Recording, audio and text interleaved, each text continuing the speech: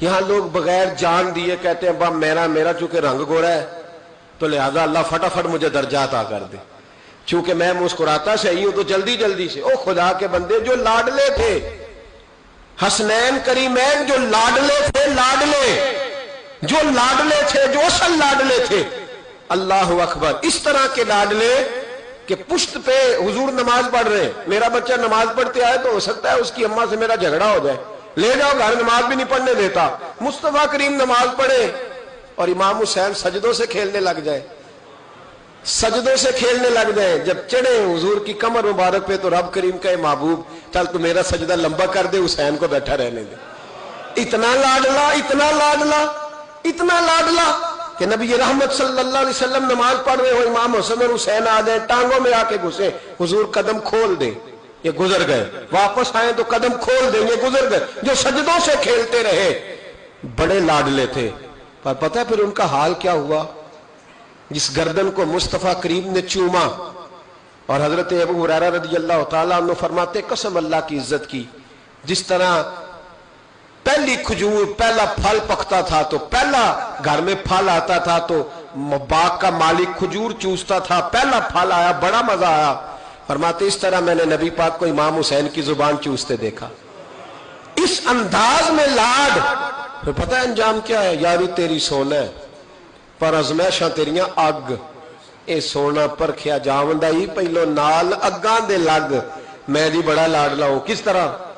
کیا آزمائش آئی زندگی میں؟ کس طرح؟ اللہ نے قانون والا نبلونکم، میں ضرور آزماؤں گا۔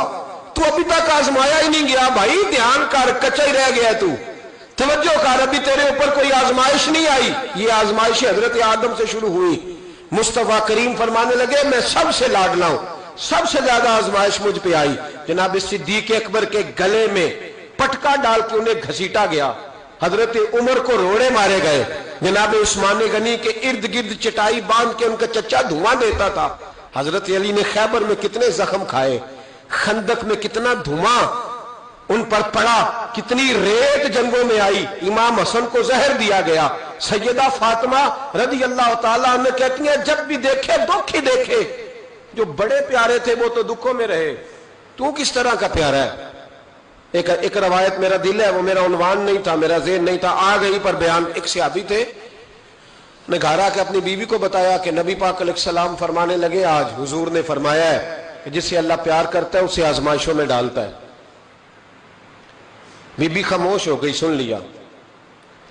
اگلی صبح رات شوہر نے پانی مانگا تو ساری رات پانی لے کے کھڑی رہی۔ سویرے شوہر کہنے لگا بڑا راضی ہوں، کچھ مانگ لے، کہنے لگی آپ میرے ساتھ علیحدگی اختیار کر لیں، نہیں رہنا چاہتی آپ کے ساتھ، طلاق دے دیں مجھے۔ کیسی تو بات کر رہی ہے؟ کہ آپ نے وعدہ کیا دوں گی، آپ دیں گے، آپ مجھے علیحدہ کر دیں۔ بڑے پریشان ہوئے، اتنی فرما بردار عورت کو کیسے چھوڑ دوں؟ کہنے لگے چل حضور کے پاس چلتے ہیں، وہاں فیصلہ کراتے ہیں۔ دونوں اٹھے نبی کریم کی بارگاہ کی طرف، رستے میں صحابی کا ٹھوکر لگی، پیر کی گھٹنا زمین پہ لگا، پھٹ گیا، کئی جگہ سے خون نکلا۔ بی بی کہنے لگی چل واپس گھر چلے، میں نے نہیں طلاق لینی۔ کہنے لگے تو بڑی بیوقوف ہے، میرا گھٹنا ٹوٹ گیا، اتنا میں پریشان، آپ تو کہتی ہے نہیں لینی، کیا مسئلہ، چل واپس، اب میں حضور کے پاس لے جاؤں گا۔ تو بڑی نادان ہے، پہلے کہہ رہی تھی طلاق لینی بغیر وجہ کے، رب کہتی ہے نہیں لینی۔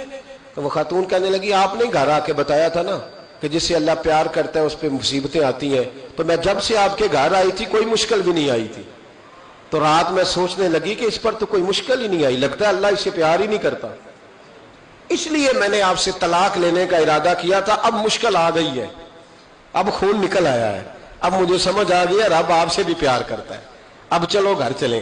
اب آپ کے او بھائی، یہ جو بالکل ہم نا لاڈلے بن گئے، اور بلا وجہ کے لاڈلے، مفت کے لاڈلے، کوئی مطلب نہیں، کوئی لینا دینا نہیں۔ بہت سارے ایسے لوگ آتے ہیں جو آ کے دکھاتے ہیں کہ میں لاڈلا ہوں، تو ان کے لاڈ دیکھ لیے جاتے ہیں۔ او بھائی لاڈلے نہ بنے زندگی میں، اللہ رسول کی نظر میں محنت کرنے والے، جہاد زندگانی میں صبر والے، استقامت والے بنے۔